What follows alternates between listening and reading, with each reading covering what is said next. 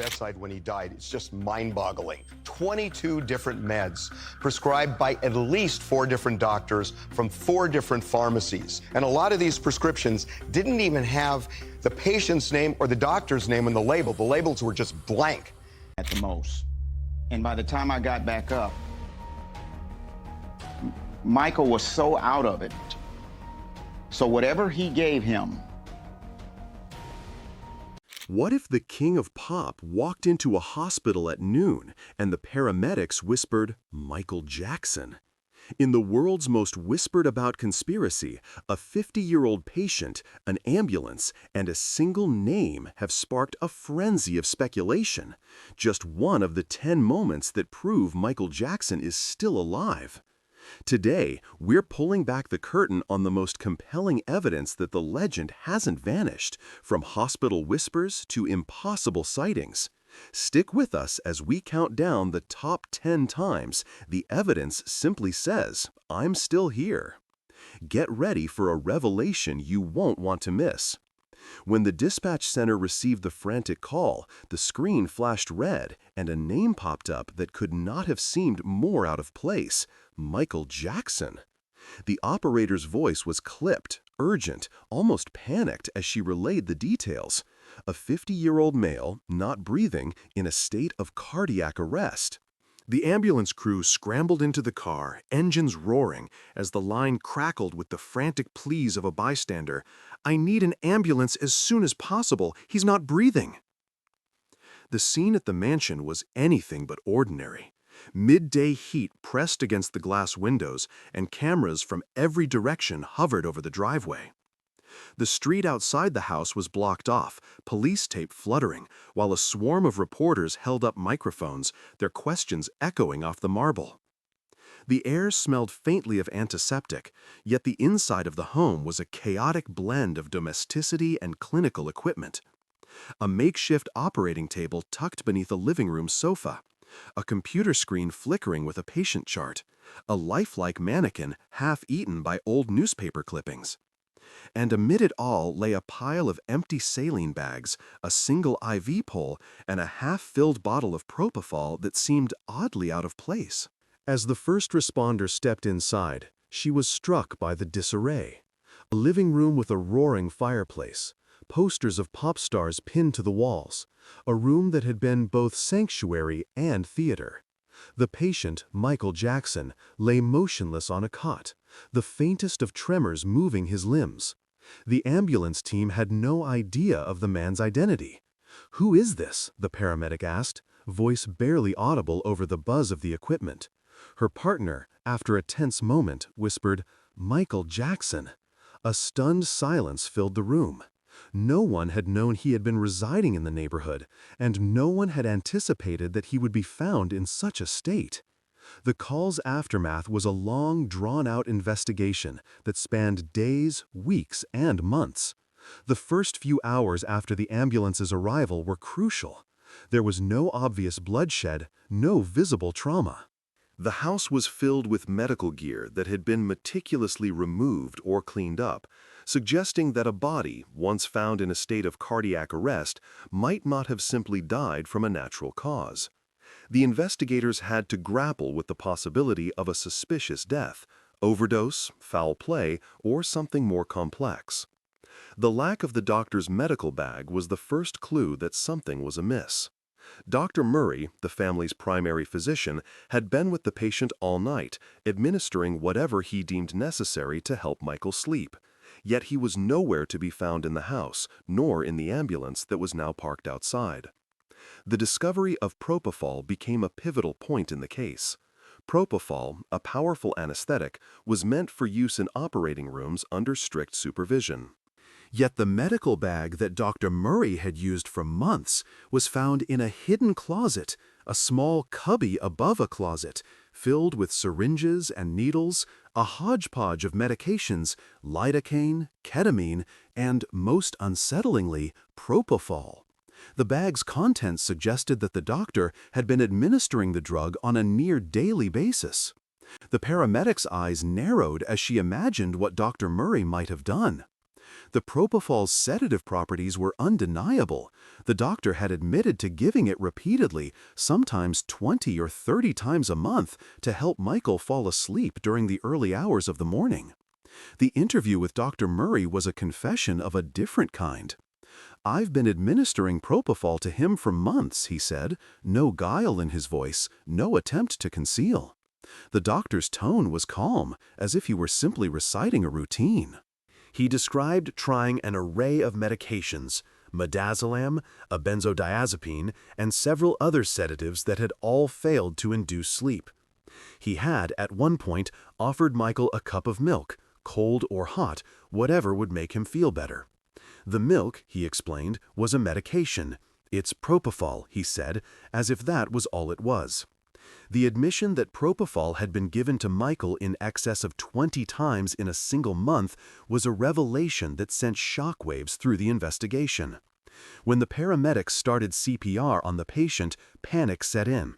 The body was not responding. The doctor was on the phone, trying to get a security guard to call 911. Dr. Murray, who had been attending to Michael, had gone to the bathroom, left the scene, and returned to find Michael still unresponsive. He immediately started chest compressions. The paramedic's eyes darted to the security guard, a man named Alberto Alvarez, who had been on the house's head of security. He had been the one to finally call emergency services. When the security footage was reviewed, the image was unmistakable. A bag of propofol and other medical supplies, all carried into the house by a single individual who had always kept it in a small bag that he carried everywhere. The bag was not with Michael when he was brought to the ambulance. It was missing. The discovery of Dr. Murray's bag was an epiphany. The bag was tucked away in a closet above a small cubby where syringes and needles were kept. The bag contained not only propofol, but also lidocaine and other medications that had been used during the emergency. The needles were empty, the plastic tubes snapped, the empty bottles, the little bits of trash that should have been in a sterile environment. Dr. Murray's bag was full of evidence that a body was being treated, but not in the straightforward manner investigators had hoped. Why would the doctor pause CPR to pick up the empty propofol bottle or clean the room? A skilled physician would not pause a resuscitation effort unless there was a compelling reason. The evidence suggested that Dr. Murray may have been trying to hide something, perhaps the exact dosage of propofol or the presence of other sedatives. He had promised that Michael would always carry the bag with him to the hospital. That, too, was false. The bag was not with the patient when he was brought to the ambulance, and it was discovered only when investigators searched the house. The case was not just about a single medical procedure. The investigators had watched in the past that the LAPD and the DA's office had struggled with high-profile cases. O.J. Simpson, the case of Marlon Brando, the murder of Princess Diana. The memory of those investigations lingered in the minds of the investigators, and the pressure to do things right in the case of Michael Jackson's death was immense. The public's eyes were on them. Reporters were waiting to see the autopsy unfold, and the weight of the scrutiny was palpable.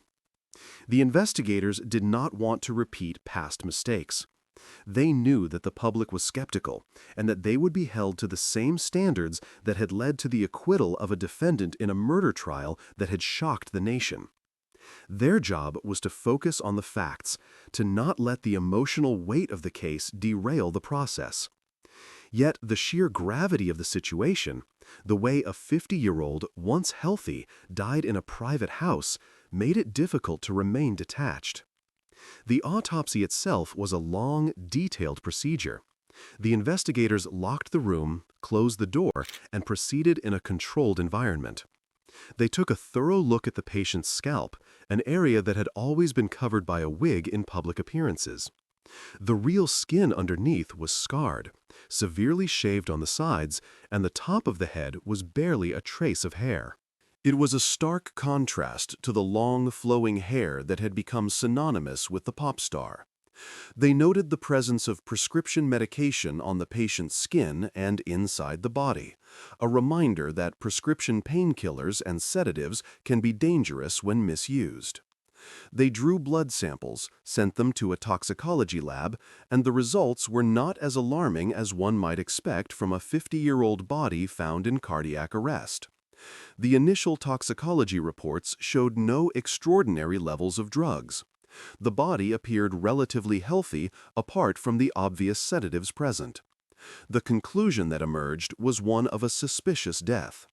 The propofol, the repeated administration of sedatives, the pause in CPR, the careful cleaning up of the scene, all painted a picture that was not simply a natural cardiac arrest. The investigators realized that the case required more than the straightforward narrative that the initial scene had suggested. It demanded a deeper look into the motivations of Dr. Murray, the logistics of how he managed the patient, and whether the propofol had been used as a lethal dose or merely to induce sleep. In the end, the investigators did what they had been trained to do. They documented every detail, they questioned every possible angle, and they worked to preserve the truth in a house that had been filled with both lights and shadows. Their effort was a testament to the complexity of a high-profile case, the relentless scrutiny of the public, and the relentless pursuit of justice in a world where a single name can ignite an entire nation's attention. After the trial closed, the city's streets seemed to hold their breath for a moment longer. 4 years after the final verdict, I found myself behind the wheel of a quiet, older Mercedes, its green paint catching the light in a way that felt almost ceremonial. A sense of unease settled over me, something I couldn't quite name, but I could feel it, like a subtle pressure against my skin. I glanced to my left, expecting nothing but the ordinary bustle of commuters. Yet, in that fleeting moment, I saw him, Conrad Murray, sitting in the same vehicle, a mirror image of the man I'd just seen sentenced. My heart skipped, the world shifted, but before I could fully register the encounter, our cars drifted apart. The question that lingered afterward was whether anyone who had served time for a crime like that could ever truly be forgiven, let alone given another chance.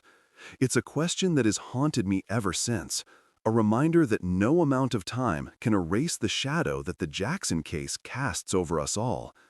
The investigation, however, had reached a point where answers seemed almost inevitable. We had gathered enough evidence to move beyond speculation, to place the facts into context. The coroner had declared the cause of death a homicide, and the medical examiner had made the clear distinction that it was not a second-degree murder. That decision, though debated, reflected a careful assessment of Dr. Murray's conduct. His negligence was so severe that it warranted the involuntary manslaughter charge. The verdict, however, did not fully resolve the complexities surrounding the case. It was a sobering reminder that even in the most high-profile cases, legal classifications can hinge on subtle nuances. The crux of the matter lay in the manner of Michael Jackson's death. For the first time, the medical evidence aligned with what had been rumored in whispers. The use of a dangerous drug combination, a lack of monitoring, and an abandonment that left a vulnerable man to die in a sterile environment that was meant to be a sanctuary. The phone records were damning. They revealed that at critical moments, when Jackson was under the influence of midazolam, lorazepam, and the anesthetic propofol, Murray's phone was in his pocket, his calls recorded at odd intervals. The timing of the 911 call, placed about 25 minutes after the conversation with the nurse, was an essential element in establishing the timeline of events. When we cross-referenced those logs with the recorded coughing sounds that had seeped through the walls, we realized that every delay, every misstep had compounded into a tragic outcome. After leaving Jackson, Murray cleaned up the scene, discarding medical waste and attempting to erase any trace of what he had done. The evidence of a failed, one-handed CPR attempt was stark. He called security, who in turn called 911. But the instructions given were insufficient, the equipment inadequate. No monitor, no necessary resuscitative gear, just a vacant bed, a patient with a critical deficiency in airway, breathing, and circulation. It was a scene that played out like a medical horror film, but it was the real world of medical malpractice that had been thrust onto a stage. The investigation was not a simple matter of prosecuting a doctor. It involved a coalition of law enforcement agencies, each contributing a piece of the puzzle. The DEA and the Houston Police Department were brought in to search Dr. Murray's offices and residences across states. In Las Vegas, a search warrant was executed on both his personal residence and his business premises. His Houston office, too, fell under the purview of a search that uncovered financial documents, contracts, and the relationship between AEG and the patient. The financial strain that Murray was under was evident in the mortgage on the Las Vegas property, a $1 million house with a $10,000 monthly payment that he could barely keep up with. Complaints and penalties from various medical boards were also revealed, patterns of sloppy behavior that had manifested in private practice and in his role as a personal physician. The relationship between Dr. Murray and Micheal Jackson was not just medical. It had financial incentives and a clear motive. The contract with AEG, which promised a monthly payment of $150,000, provided the doctor with the financial breathing room he needed to cover debts and maintain an extravagant lifestyle. He had manipulated the celebrity status of Jackson to secure this gig. Jackson himself had expressed a desire for a traveling physician who would accompany him on his comeback tour, a request that Dr. Murray answered with an offer that was as much about personal gain as it was about professional service. The DA's office faced pressure on multiple fronts. They were reluctant to charge Murray with second-degree murder, primarily due to political implications. A 2009 election year loomed over them, and a high-profile murder trial could have derailed their campaign. The decision to bring an involuntary manslaughter charge instead was a compromise. Mrs. Jackson, however, was not satisfied with the outcome. She was visibly distressed, unable to accept a lesser charge for the loss of her husband. The prosecutor's office, though, stood firm. They argued that the evidence suggested a second-degree murder charge was unnecessary, and that the level of negligence was sufficient to bring a conviction of involuntary manslaughter. In court, the narrative that unfolded was both factual and emotional. The jury's deliberations were punctuated by the memories of Dr. Murray's previous behavior, the financial entanglements, the timeline of his abandonment. The prosecutor, in his final plea, invoked the principle that those who have committed wrongdoing must answer. He called himself innocent, pleading not guilty, yet his defense rested on a claim that he had done nothing wrong, that he had been arrogant, that the circumstances had been beyond his control. When the verdict was announced, guilty of involuntary manslaughter, there was a moment of silence, a weight of finality that settled over the courtroom. Dr. Murray's medical license was revoked in all states. It was uncertain whether he would ever regain his right to practice medicine. The question of rehabilitation loomed large. Is someone who has served their sentence given a second chance? The conversation around second chances has long been complicated, especially when the crime involved the death of a beloved public figure. As for the memories of the case, I've carried them into my days. The case was a defining moment in my career, one that I would never forget. The city's response was not to silence the name, but to confront the reality that they had failed at least once. I was a witness to that failure, and it shaped my approach to all subsequent investigations. I would say, if there's a lesson to be gleaned from the Jackson case, it is that public memory does not easily erase the impact of high-profile negligence. The city's eyes had watched the verdict, and the public's faith in the justice system was shaken. The case had become a marker, an event that will forever define the city's relationship to the legal system and to the individuals they protect. The investigative process had taught me more than the technicalities of law and medicine. It had taught me the importance of meticulous evidence collection, the necessity of cross-agency collaboration, and the delicate balance between public perception and the pursuit of justice. The evidence gathered was extensive. From phone records that indicated a dangerous pattern of drug use and neglect, to financial documents that outlined a motive rooted in debt and extravagance, to the thorough search of multiple properties across states, each piece illuminated the chain of negligence that led to a tragic death. These findings underscored that even after the trial, the investigation continued, that the city's response was to seek truth rather than to close the case prematurely. In reflecting on the whole, I wonder if there were moments, perhaps, when Micheal Jackson could have been alive. There were whispers of rumors, some claiming he might have survived the drug overdose. Those claims were never substantiated. Yet, the case forced me to confront a darker reality, that he was not alive, that he died on a sterile bed, that the doctor abandoned him.